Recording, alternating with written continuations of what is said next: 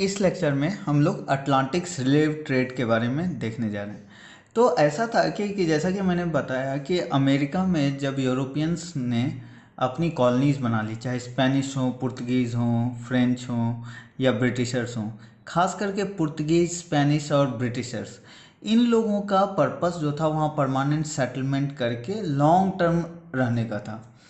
और इन लोगों ने जब काम करना शुरू किया, लोकल लोगों से इंटरेक्ट करना शुरू किया, तो क्या हुआ, उस चक्कर में डिजीजेस के कारण, वॉर्स के कारण और कई तरह के एक्सप्लॉयटेशन, माइंस वगैरह में काम करवाते थे, उन सब के कारण क्या हुआ कि नेटिव अमेरिकन्स का पॉपुलेशन जो है वो काफ़ी कम हो गया। इनिशियल फेज में तो इनका इंटेंशन ये था कि ठीक है, हम नेटिव लोगों को जो है उनसे काम करवा के अपना जो है काम निकाल लेंगे, वर्क फोर्स की रिक्वायरमेंट हमारी वहाँ से पूरी हो जाएगी। बट क्या हुआ, वॉर, डिजीज़ और एक्सप्लॉयटेशन के कारण ये पॉपुलेशन इतना सफिशिएंट इनफ नहीं था जो कि सपोर्ट कर सके इन लोगों को इनके प्लांटेशन वर्क में। अब क्या हो रहा था कि हमने जैसा कि बताया कि ब्रिटेन क्या कर रहा था कि टोबैको, कॉटन वगैरह ग्रो कर रहा था। पैरेलली हमने देखा कि पुर्तगीज ब्राज़ील में शुगर काफ़ी एक प्रोमिनेंट कमोडिटी बन गई थी यूरोपियन रिक्वायरमेंट के। ठीक है, और ब्राज़ील एक इम्पॉर्टेंट प्रोड्यूसर एंड एक्सपोर्टर बन रहा था शुगर का। तो वो जो शुगर बनाना है उसके लिए जो वर्कर्स चाहिए, प्लांटेशन वर्कर्स चाहिए, ठीक है ना, तो वो लेने के लिए पुर्तगीज ने सबसे पहले एक्सप्लोर करना शुरू किया स्लेव ट्रेड की अपॉर्चुनिटीज़ को। ठीक है, तो सबसे पहला जो लोग एक्सप्लोर कर रहे थे स्लेव ट्रेड की अपॉर्चुनिटीज़ को वो पुर्तगीज थे। फिर स्पेन भी आया इस एरिया में। स्पेन को भी अपने माइंस वगैरह में काम करने के लिए वर्कर्स चाहिए।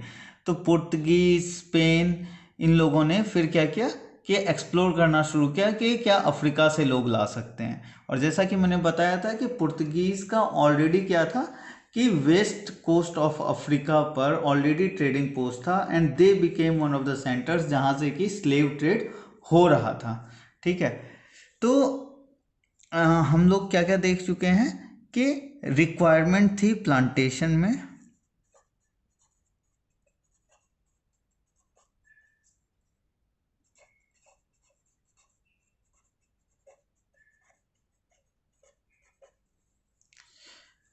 Plus shortage of native workers थे और डिजीज़, वॉर, इन सब के कारण से और उसके कारण से स्लेव की ज़रूरत पड़ी।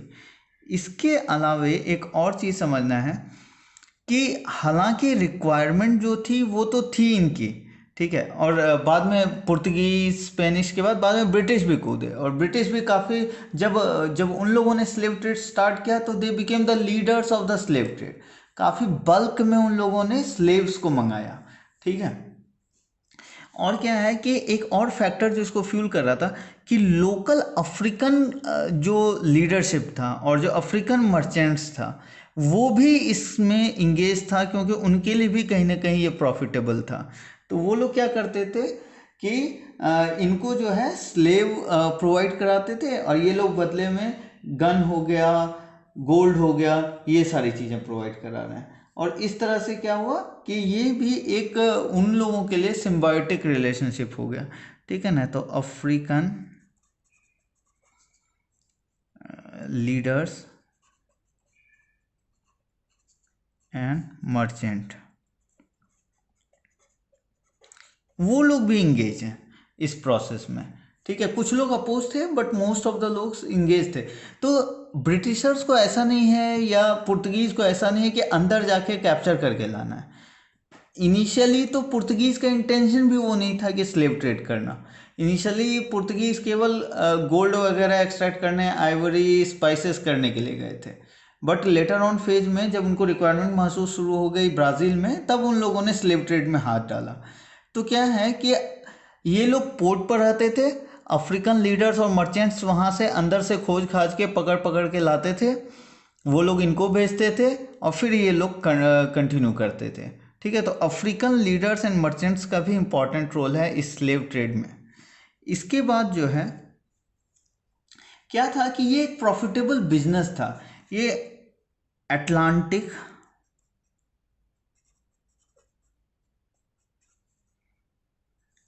Slave trade. तो हो क्या रहा है, तीन सेंटर्स हैं। एक तो आपकी home country, for example Britain. दूसरा हो गया आपकी कॉलोनी, जो कि आपको हो गया हम लोग न्यू इंग्लैंड बोलिए अभी के टाइम के लिए, या यूएसए वाला पार्ट जो है। और एक हो गया अफ्रीका। तो क्या है कि कुछ सामान जो अफ्रीका को, फॉर एग्जांपल इनको चाहिए, कॉलोनीज को चाहिए स्लेव, ठीक है। ये लोग जो है कुछ वाइन वाइन यहाँ प्रोवाइड कर देंगे, तो अफ्रीका का रिक्वायरमेंट पूरा हो गया, ठीक है। तो जहाज जो जा रहा है वो तीनों जगह जा रहा है और तीनों का रिक्वायरमेंट पूरा कर रहा है। तो यहाँ से स्लेव गए अमेरिका में, अमेरिका से कुछ कुछ raw material finish product, tobacco वैको, या ब्राज़ील से जो है चीनी वगैरह शुगर वगैरह जाएगी यूरोप में, यूरोप से फिर कुछ सामान जो है जाएगा अफ्रीका में। तो एक तरह से जहाज जो है तीनों जगह क्रॉस कर रहा है और तीनों जगह ट्रेड में इंगेज्ड है, ठीक है। तो एक तरह से जहाज को कहीं से खाली नहीं आना पड़ रहा है। तो that also help to further the slave trade. और ऐसा नहीं है कि स्लेव्स का कॉन्सेप्ट पहली बार आया।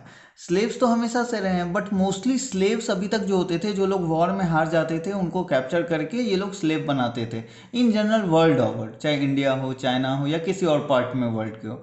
और कहीं ना कहीं रेस से उसका कोई रिलेशन नहीं था, ठीक है। बट यहाँ पर पहली बार हुआ कि रेशियल कॉन्टेक्स्ट जो है स्लेव ट्रेड में आ गया। कहीं ना कहीं यूरोपियंस के दिमाग में ये बसा हुआ था कि ये लोग इन्फीरियर रेस हैं और इसलिए उनसे स्लेव ट्रेड कर रहे थे। स्लेव ट्रेड काफ़ी एक्सप्लॉयटेटिव था। अब आप इमेजिन कीजिए कि लोग, कई सारे लोग जो स्लेव बन रहे हैं वो अपनी फैमिली से बिछड़ रहे हैं, रैंडमली लोग पिक कर लिए जा रहे हैं, अपहरण कर लिए जा रहे हैं, ठीक है। और एक जो अच्छी ब्रीड है जो अफ्रीकन डेवलपमेंट में कंट्रीब्यूट कर सकती थी, वो सारे वहाँ से अलग हो गए। दूसरा, इनके साथ inhuman treatment. Nearly 20% of the persons जो कि जहाज पर बोर्ड होते थे, स्लेव्स बोर्ड होते थे, वो अमेरिका पहुँचते पहुँचते मर जाते थे, क्योंकि इतना उनको इनह्यूमन कंडीशन में रखा जाता था। स्लीपिंग के लिए जगह नहीं था, खाने का जगह नहीं था, जहाज पे काम करवाया जाता था। तो ये सारा है, ठीक है। रेगुलरली बीटिंग किया जाता था।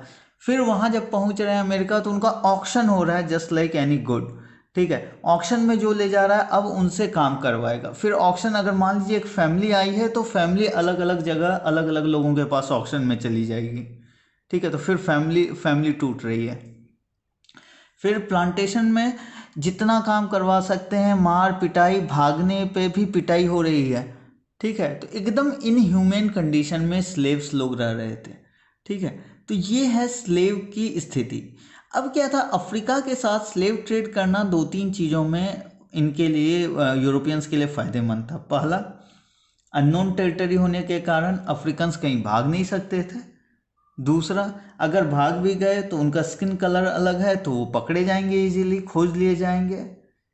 तीसरा, कि अफ्रीकन्स ने ओवर टाइम यूरोपियंस के जो डिजीजेस थे उसके अगेंस्ट में इम्यूनिटी थी, तो इनका मरने का रिस्क कम था।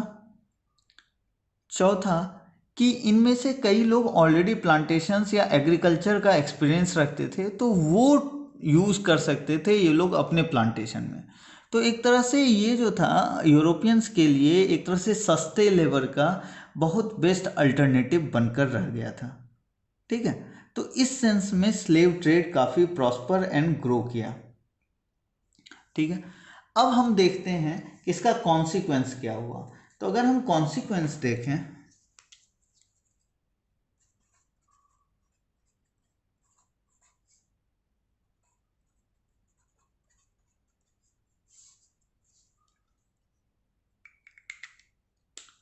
अगर हम कॉन्सिक्वेंस देखें तो हम दोनों जगह देख सकते हैं। तो हमने तो ऑलरेडी देखा है, पहला एस्पेक्ट क्या देखा है कि कई सारे अफ्रीका में अगर देखिए तो कई सारी फैमिली टूट गई, कई सारे यंग लोग वहाँ से चले गए जो वहाँ के इकोनॉमी में कंट्रीब्यूट कर सकते थे।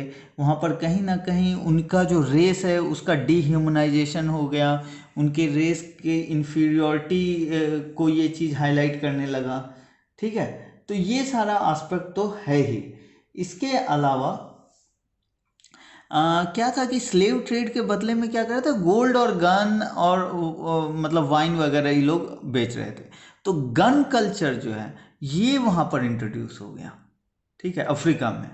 क्योंकि अफ्रीका के लोकल लीडर सब क्या करें, गन वगैरह का यूज़ करना शुरू कर दिए। तो ये कल्चर इंट्रोड्यूस हुआ जो कि काफ़ी अनफॉर्चुनेट है। इसके बाद अगर आप अमेरिका में देखें तो अमेरिका के ग्रोथ स्टोरी में जो भी लोग स्लेव्स आए उनका कंट्रीब्यूशन आप नज़रअंदाज नहीं कर सकते हैं। वो उनके साथ स्किल लाए, वो उनके साथ अपनी म्यूज़िक लाए, अपना कल्चर लाए, ठीक है।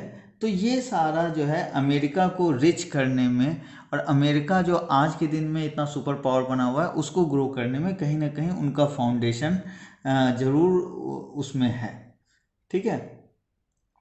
इसके बाद अगर आप देखें तो पॉपुलेशन का अगर आप डिस्ट्रीब्यूशन देखें तो आप देखेंगे कि इन सारी जो भी पुरानी कॉलोनीज थी उन सारे कॉलोनीज में आप पाएंगे कि अफ्रीकन सिग्निफिकेंट अमाउंट में पॉपुलेशन वहाँ पर अफ्रीकन का है, अफ्रीकन अमेरिकन पॉपुलेशन है। तो कहीं ना कहीं जो डेमोग्राफी है वो भी डिस्टॉर्ट हुई है इस स्लेव ट्रेड के कारण, क्योंकि वो लोग वहाँ के नहीं हैं बट स्लेव ट्रेड के कारण वो काफ़ी बड़े अमाउंट में उस एरिया में पहुँच गए, ठीक है। तो ये सारा जो है इसका कॉन्सिक्वेंस है अटलांटिक स्लेव ट्रेड का।